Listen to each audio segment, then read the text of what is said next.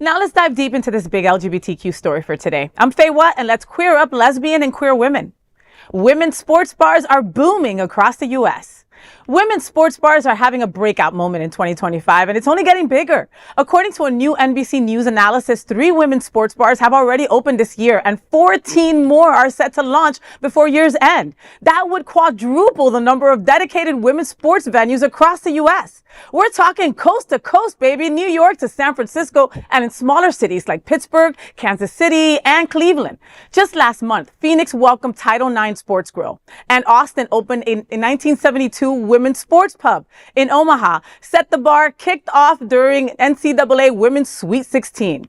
In Denver, 99er Sports Bar drew massive crowds in December after the Professional Women's Hockey League broke the all-time U.S. attendance record. Fans waved signs reading, quote, "After party at the Niners," as lines wrapped around the block. The momentum is fueled by record-breaking viewership by women and watching women's sports. Katie Taylor versus Amanda Serrano match was Netflix's most watched U.S. women's sporting event in history. Last year's NCAA women's basketball final outpaced all other basketball games, men's or women's, since 2019. Jenny Nguyen, founder of Portland's The Sports Bra, I love the name, inspired this movement, and I couldn't be happier. You know, sitting at the same chair for the last 4 years, we have done stories on us losing lesbian bars at a rapid rate. It got to the point where I think we were down to like 11 or something in the country. So the fact that 14, 16 are opening in just this year makes me so happy. Yep. You know, like, I'm not a big sports fan. I'm not that lesbian, you know what I mean? Right? But I would go to see other lesbians that like sports, right? Like, come on, right. Get the girls there and you'll get the other girls there. It's you know, but you know what? Then we're going to have the gay boys bringing their bachelor parties to the bars, right?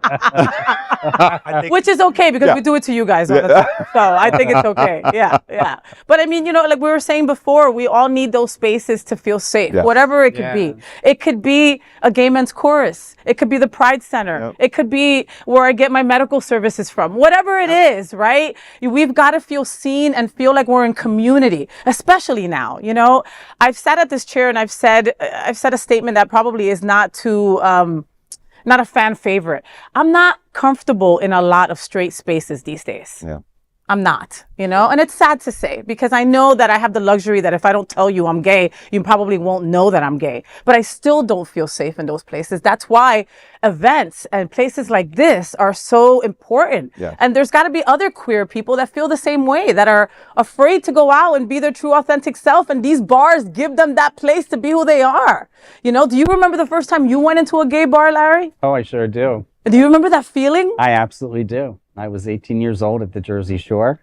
Borrowed my mother's car, and it was scary.